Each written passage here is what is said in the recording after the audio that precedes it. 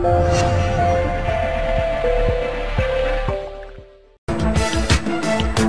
দলের ডাকা টানা 84 ঘন্টা হরতালের দ্বিতীয় দিন আজ। প্রথম দিনে বিভিন্ন স্থানে সহিংসতা, চট্টগ্রামে নিহত 1, ব্রাহ্মণবাড়িয়া ও চট্টগ্রামে ব্যাপক সংঘর্ষে আহত শতাধিক।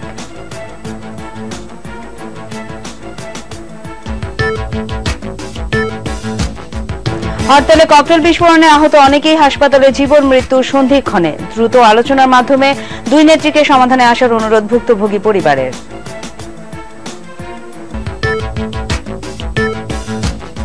উৎসবমুখর পরিবেশে শুরু হলো আওয়ামী লীগের মনোনয়নপত্র বিক্রি। নির্বাচনে অংশ নিয়ে গণতন্ত্রের পথ সুগম করতে বিরোধী দলের প্রতি সৈয়দ আশরাফের আহ্বান।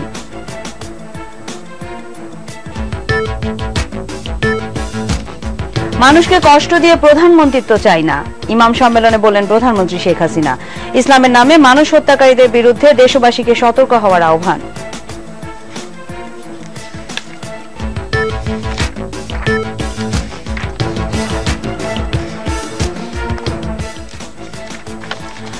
আসসালামু আলাইকুম, নাদিয়া আলম আমন্ত্রণ জানাচ্ছি মাই টিভি সংবাদে। শুনছিলেন শিরোনাম, এবার চলে যাচ্ছি বিস্তারিত সংবাদে। নির্বাচনকালে নির্দলীয় সরকারের দাবি ও দলের শীর্ষ নেতাদের গ্রেফতারের প্রতিবাদে বিএনপি নেতৃত্বাধীন 18 দলীয় জোটের ডাকা টানা 84 ঘন্টা হরতালের দ্বিতীয় দিন চলছে। প্রথম দিনের মতো আজকেও রাজধানীতে পুলিশের উপস্থিতি ছিল লক্ষণীয়। নয়াপল্টন বিএনপি কেন্দ্রীয় কার্যালয় ছিল নেতা কর্মশূন্য। এছাড়া বিভিন্ন গুরুত্বপূর্ণ এলাকায় পুলিশের পাশাপাশি মোতায়েন রয়েছে র্যাব। নাশকতা এড়াতে রাস্তায় রাস্তায় চলছে পুলিশি টহল।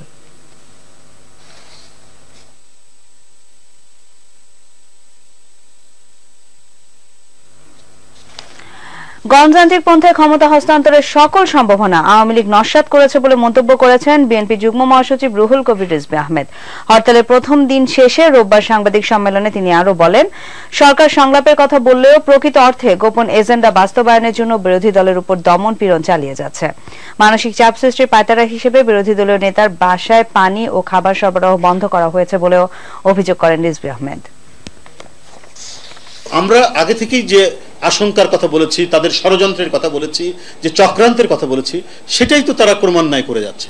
গণবিরোধী এই কর্মকাণ্ডকে প্রতিহত করে সর্বজন গ্রাহ্য নির্বাচন, যে নির্বাচনের পূর্ব শর্ত হলো নির্দলীয় নিরপেক্ষ সরকার ব্যবস্থা, সেটি আমরা নিশ্চিত করেই আগামী নির্বাচন হবে। এদিকে দেশের বিভিন্ন জেলায় বিক্ষোভ মিছিল, সংঘর্ষ, গাড়ি ভাঙচুর, সড়ক অবরোধ, ককটেল বিস্ফোরণ, পুলিশের সাথে হরতাল সমর্থকদের ধাওয়া পাল্টা ধাওয়ার ঘটনা ঘটেছে। রোববার চট্টগ্রামে পিকেটারের ধাওয়ায় সিএনজি উল্টে নির্মল দাস নামে এক যুবক নিহত হয়েছেন। ব্রাহ্মণবাড়িয়ার র্যাব ও পুলিশের সাথে হরতালকারীদের ব্যাপক সংঘর্ষে গুলিবিদ্ধ সহ আহত অর্ধশত। পরিস্থিতি নিয়ন্ত্রণে 300 রাউন্ড রাবার বুলেট নিক্ষেপ করে। রাজিয়া সুলতানা শ্রুতির ডেস্ক রিপোর্ট। চট্টগ্রামে পুলিশ ও ছাত্রলীগের সঙ্গে হরতালকারীদের ত্রিমুখী সংঘর্ষে নগরীর একে খান গেট, কর্নেলহাট, অলঙ্কার মোড় ও সাগরিকা এলাকা রণক্ষেত্রে পরিণত হয়। 3 ঘণ্টাব্যাপী এই সংঘর্ষে 6 পুলিশ সহ অর্ধশতাধিক নেতাকর্মী আহত হন। এর মধ্যে অন্তত 8 জন গুলিবিদ্ধ। ঘটনাস্থল থেকে পুলিশ 20 জনকে আটক করেছে। একে খান মোড়ে হরতালকারীদের মিছিলে পুলিশ বাধা দিলে নেতাকর্মীদের ধাওয়া পাল্টা ধাওয়া শুরু হয়। এ সময় ব্যাপক ককটেল বিস্ফোরিত হয়। একই সময় পুলিশ, র্যাব, বিজেপির সঙ্গে ছাত্রলীগ, যুবলীগ কর্মীরা বিএনপি জামায়াত জোটের কর্মীদের সঙ্গে সংঘর্ষে লিপ্ত হয়। সংঘর্ষ এক পর্যায়ে অলঙ্কার মোড়, সাগরিকা, হালিশহর, কর্নেলহাট সহ পুরো এলাকায় ছড়িয়ে পড়ে। হরতালে চট্টগ্রামের মদুনা ঘাটে পিকেটারদের ধাওয়ায় অটোরিকশা উল্টে একজন নিহত হন। কাজীদেউরি এলাকায় মিছিল করেছে বিএনপি নেতাকর্মীরা। পরে তারা নাসিমন ভবনের সামনে অবস্থান নিয়ে সমাবেশ করে। ব্রাহ্মণবাড়িয়ায় হরতাল চলাকালে থেমে থেমে সংঘর্ষ হয়। এ সময় র্যাব ও পুলিশের সাথে হরতালকারীদের 1 ঘণ্টা সংঘর্ষ হয়। পরিস্থিতি নিয়ন্ত্রণে পুলিশ অন্তত 300 রাউন্ড রাবার বুলেট নিক্ষেপ করে। একই সময় শহরের গোকর্ণ রোডে পুলিশের সাথে হরতাল সমর্থকদের সংঘর্ষ হয়। উভয় সংঘর্ষে কয়েকজন গুলিবিদ্ধ এবং পুলিশ সহ অর্ধশত আহত হয়।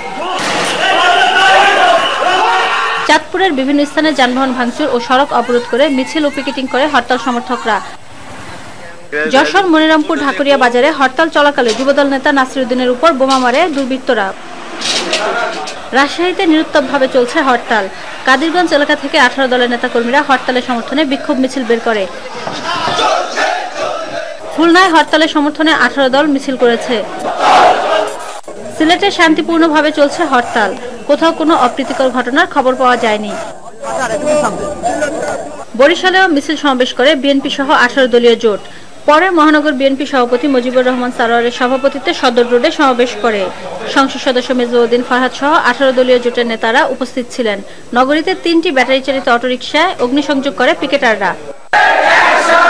জয়পুরহাট শহরের তৃপ্তির মোড়ে মিছিল থেকে পরপর 2টি ককটেলে বিস্ফোরণ ঘটানো হয়। এতে 2 জন পথচারী আহত হয়। মেহেরপুরে 4টি সড়ক অবরোধ করে বিক্ষোভ মিছিল করে জামাত শিবির। গাজীপুরের ভাওয়াল রাজবাড়ী এলাকায় জেলা প্রশাসকের কার্যালয়ের পাশে জামাত শিবির বিক্ষোভ করে রাস্তা অবরোধ করে। এ সময় 2টি ককটেলের বিস্ফোরণ ঘটানো হয়। কুমিল্লার ইপিজেড রোডে টায়ারে আগুন দিয়ে সড়ক অবরোধ করে হরতাল সমর্থকরা। বাগেরহাট শহরে 18 দল ও মহিলা দল পৃথক মিছিল বের করে। পরে পুরানবাজার মোড়ে সমাবেশ করে। কুড়িগ্রামে মিছিল করেছে 18 দলের নেতাকর্মীরা। কুষ্টিয়ার কুমারখালীর আলাউদ্দিন মোড়ে 2টি ট্রাক ও ভেড়ামারা গোলাপনগরে একটি বাসে অগ্নিসংযোগ করেছে হরতাল সমর্থনকারীরা। শহরে বিক্ষোভ মিছিল করে 18 দলীয় জোটের নেতাকর্মীরা। নীলফামারীর বিভিন্ন এলাকায় মিছিল ও টায়ার জ্বালিয়ে বিক্ষোভ করে জামাত শিবিরের নেতাকর্মীরা। চুয়াডাঙ্গায় মিছিল সমাবেশ করেছে 18 দলের নেতাকর্মীরা। নারায়ণগঞ্জ কাঁচপুরে ঢাকা চট্টগ্রাম মহাসড়কের কিউট এলাকায় টায়ার জ্বালিয়ে মহাসড়ক অবরোধ করে কেন্দ্রীয় তরুণ দল। এ সময় 5-6টি ককটেলের বিস্ফোরণ ঘটায় তারা। মহাসড়কের কয়েকটি গাড়ি ভাঙচুর করলে পুলিশের সাথে ধাওয়া পাল্টা ধাওয়ার ঘটনা ঘটে। রাজিয়া সুলতানা স্মৃতি, মাই টিভি নিউজ ডেস্ক। 135টির অধিক হাতবোমা সহ শক্তিশালী বোমা তৈরি সরঞ্জাম উদ্ধার করেছে কলাবাগান থানা পুলিশ।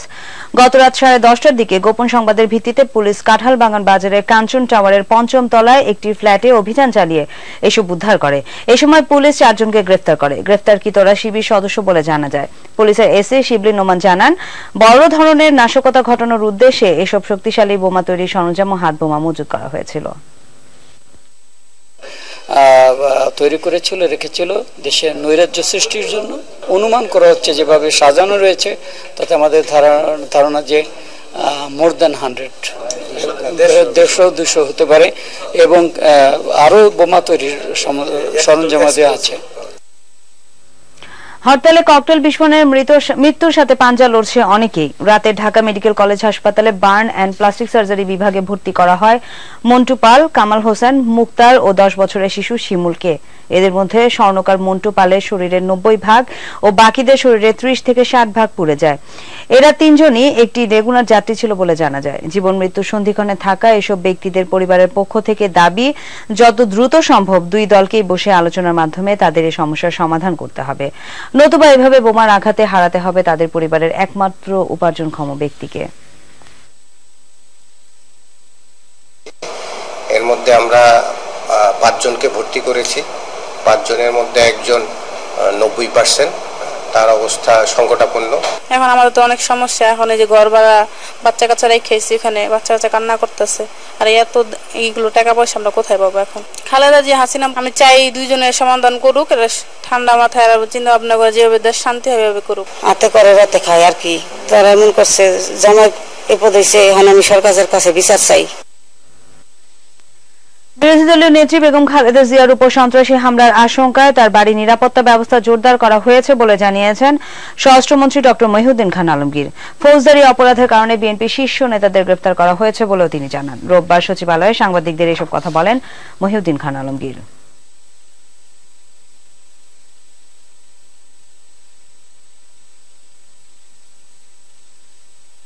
জনতা তার বাড়ি আক্রমণ করতে পারে, সেজন্য তার প্রতিরক্ষণের জন্য তাকে যথাযথ নিরাপত্তা বিধানের জন্য আমরা নিরাপত্তা বাহিনীর তরফ থেকে যথা প্রয়োজন ব্যবস্থা নিয়েছি। এদিকে আইন প্রতিমন্ত্রী অ্যাডভোকেট কামরুল ইসলাম বলেছেন, নাশকতা অব্যাহত রাখলে বিএনপির গ্রেফতারকৃত সিনিয়র নেতাদের মতো দলের চেয়ারপারসন খালেদা জিয়াকেও গ্রেফতার করা হবে। আর হরতাল প্রত্যাহার করে বিরোধী দলকে আলোচনায় বসার জন্য আবারও আহ্বান জানিয়েছেন তথ্যমন্ত্রী হাসানুল হকিনু। রোববার সকালে জাতীয় প্রেসক্লাবে বঙ্গবন্ধু একাডেমির আলোচনায় সভায় তারা এসব কথা বলেন। গণতান্ত্রিক দল এরকম ভাবে আন্দোলনের নামে সন্ত্রাস নাশকতা করতে পারে না, দেশটাকে ধ্বংসের দিকে নিয়ে যেতে পারে না। আর যে সমস্ত শীর্ষ নেতারা এখন বাইরে আছেন তাদেরও একই ভাগ্য বরণ করতে হবে, পরিষ্কার করতে হবে। বিরোধী দলকে আমি আহ্বান জানাচ্ছি যে আসুন আমরা সংলাপ সফল করি, সবাই মিলে নির্বাচন করি এবং নিরপেক্ষ নির্বাচনের মধ্য দিয়ে জনতার রায় মেনে নিয়ে বাংলাদেশকে অসাম্প্রদায়িক গণতান্ত্রিক পথের দিকে নিয়ে যাই। ব্যাপক উৎসাহ উদ্দীপনার মধ্য দিয়ে আগামী 10ম সংসদ নির্বাচনের জন্য আওয়ামী লীগের মনোনয়নপত্র বিক্রি শুরু হয়েছে। রোববার সকালে রাজধানী বঙ্গবন্ধু এভিনিউয়ে আওয়ামী লীগ কেন্দ্রীয় কার্যালয়ে দলীয় সভানেত্রী শেখ হাসিনার পক্ষে মনোনয়নপত্র সংগ্রহ করে এই কার্যক্রমের উদ্বোধন করেন সাধারণ সম্পাদক সৈয়দ আশরাফুল ইসলাম। এ সময় তিনি নির্বাচনে অংশ নিয়ে গণতন্ত্রের পথ সুগম করতে বিরোধী দলের প্রতি আহ্বান জানান। মানিকলাল ঘোষের রিপোর্ট। 10ম জাতীয় সংসদ নির্বাচনে প্রচারণায় এগিয়ে থাকতে নির্বাচনী তফসিল ঘোষণার আগেই দলীয় মনোনয়ন ফরম বিক্রি কার্যক্রম শুরু করেছে আওয়ামী লীগ। বঙ্গবন্ধু এভিনিউতে আওয়ামী লীগ সভাপতি প্রধানমন্ত্রী শেখ হাসিনার পক্ষে গোপালগঞ্জ 3 আসনের মনোনয়নপত্র সংগ্রহ করে এ কার্যক্রমের উদ্বোধন করেন দলটির সাধারণ সম্পাদক সৈয়দ আশরাফুল ইসলাম। উদ্বোধনী অনুষ্ঠানে গণতন্ত্রের ধারা অব্যাহত রাখতে সকল দলকে নির্বাচনে অংশগ্রহণের আহ্বান জানান তিনি। গণতন্ত্রে নির্বাচন ছাড়া সরকার গঠনের কোনো উপায় নাই। তাই আমি সকল রাজনৈতিক দলকে অনুরোধ করব, আপনারা গণতন্ত্রের প্রতি শ্রদ্ধা রেখে দেশের গণতান্ত্রিক অগ্রযাত্রায় আপনারা নির্বাচনে অংশ নিয়ে আরো সুদৃঢ় করবেন। সৈয়দ আশরাফ জানান, মধ্য জানুয়ারিতেই জনগণের ভোটে নির্বাচিত হবে নতুন সরকার। আমরা আশা করি আগামী নির্বাচন সকলের অংশগ্রহণের মাধ্যমে একটি অবাধ নিরপেক্ষ নির্বাচন বাংলাদেশে হবে এবং সেই নির্বাচনের মাধ্যমে জানুয়ারির মধ্য সময়ে এদেশের জনগণ নতুন একটি সরকার উপহার দিবে। দলীয় মনোনয়ন পেতে নবীন আর প্রবীণ প্রার্থী ও সমর্থকদের ভিড়ে বঙ্গবন্ধু এভিনিউ ছিল উৎসব মুখর। 16ই নভেম্বর পর্যন্ত চলবে এই মনোনয়নপত্র বিক্রির কার্যক্রম। উৎসব মুখর পরিবেশে 10ম জাতীয় সংসদ নির্বাচনে অংশগ্রহণের জন্য আওয়ামী লীগের মনোনয়ন বিক্রি কার্যক্রম উদ্বোধন করলেন দলটির সাধারণ সম্পাদক সৈয়দ আশরাফুল ইসলাম। তিনি মনে করেন, গণতন্ত্র ব্যাহত হলে ব্যাহত হবে দেশের অগ্রযাত্রা। তাই আগামী জাতীয় সংসদ নির্বাচনে সকল দলের অংশগ্রহণ কামনা করেন তিনি। বঙ্গবন্ধু এভিনিউ থেকে মানিকলাল ঘোষ, মাই টিভি, ঢাকা। ইসলামের নামে রাজনীতি করে যারা মানুষ পুড়িয়ে হত্যা করেছে তাদের বিরুদ্ধে দেশবাসীকে সতর্ক হওয়ার আহ্বান জানিয়েছেন প্রধানমন্ত্রী শেখ হাসিনা। রোববার বঙ্গবন্ধু আন্তর্জাতিক সম্মেলন কেন্দ্রে জাতীয় খতিব ও প্রশিক্ষণপ্রাপ্ত ইমামদের সম্মেলনের উদ্বোধনী অনুষ্ঠানে তিনি কথা বলেন।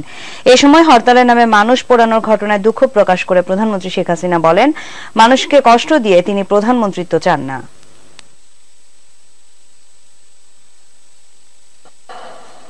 এই অত্যাচার তো সহ্য হয় না। বিরোধী দলের নেত্রীকে আমি নিজে ফোন করলাম, উনি ফোন ধরলেন না। ফোন ধরতে ধরতে সেই সন্ধ্যা 6টা, আমি 1টা থেকে শুরু করলাম, সন্ধ্যা 6টায় যে ওনাকে পেলাম। এমন আপনি কি চান?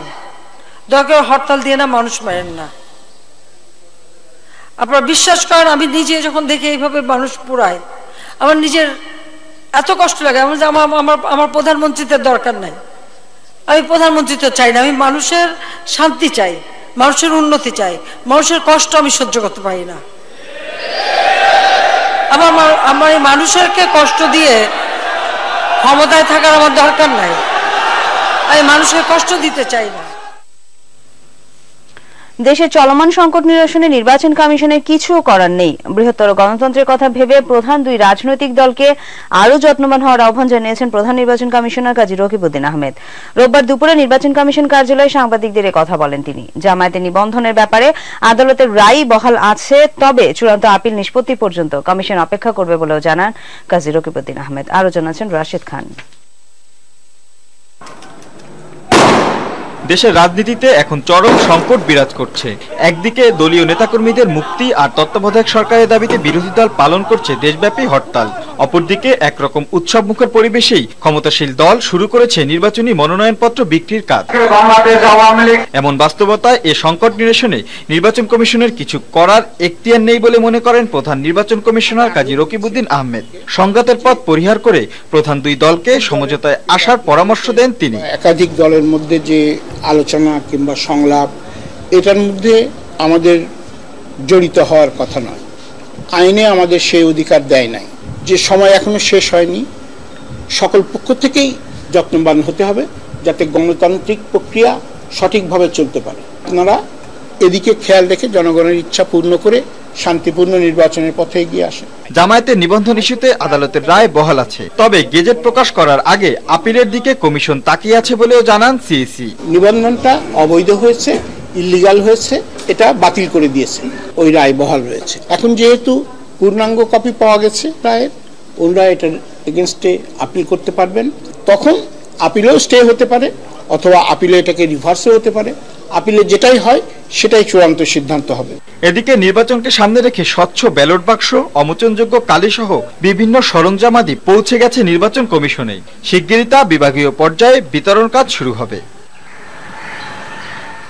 রাশেদ খান, মাই টিভি, ঢাকা। এতক্ষণ সাথে থাকার জন্য আপনারা দেখছেন মাই টিভি সংবাদ। প্রয়াত রাষ্ট্রপতি মোহাম্মদ জিল্লুর রহমান এদেশের ভবিষ্যৎ রাজনীতিকদের কাছে অনুপ্রেরণার উৎস হয়ে থাকবে বলে মনে করেন রাষ্ট্রপতি আব্দুল হামিদ। তিনি বলেন, রাজনৈতিক নেতা হিসেবে যেসব গুণাবলী থাকা দরকার তার সবই ছিল জিল্লুর রহমানের মধ্যে। রোববার বঙ্গভবনে প্রয়াত রাষ্ট্রপতি মোহাম্মদ জিল্লুর রহমান স্মারক গ্রন্থের মোড়ক উন্মোচন অনুষ্ঠানে এসব কথা বলেন তিনি। আব্দুল হামিদ বলেন, জিল্লুর রহমানের মহৎ কর্ম ও গুণাবলীর জন্য জাতি চিরদিন তাকে স্মরণ করবে। জিল্লুর রহমান দেশ ও জাতির কল্যাণে আজীবন কাজ করে গেছেন। সারা জীবন তিনি একই মত ও পথে অবিচল ছিলেন। রাজনৈতিক নেতা হিসেবে যেসব গুণাবলী থাকা দরকার তার সবই তিনি অর্জন করেছিলেন। সাহস, নৈতিকতা ও আনুগত্য সকল ক্ষেত্রে তিনি ছিলেন অতুলনীয়। তার মহৎ কর্ম ও গুণাবলীর জন্য জাতি তাকে চিরদিন স্মরণ করবে। দর্শক, জানাবো আন্তর্জাতিক সংবাদ।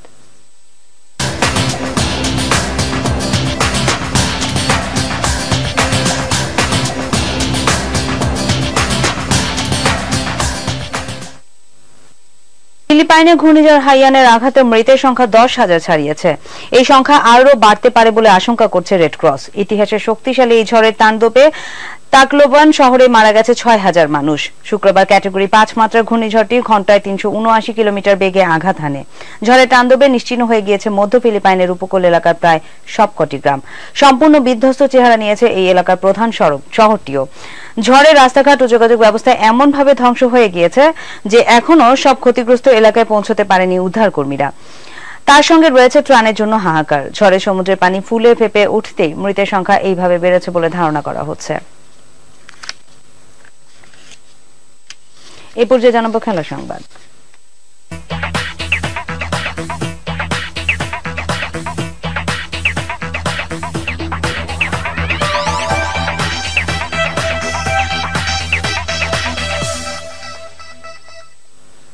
হ্যামব্যান্ডোটায় 3 ম্যাচ ওয়ানডে সিরিজের প্রথম ম্যাচে নিউজিল্যান্ড এবং শ্রীলঙ্কার মধ্যকার ম্যাচটি বৃষ্টির কারণে পরিত্যক্ত।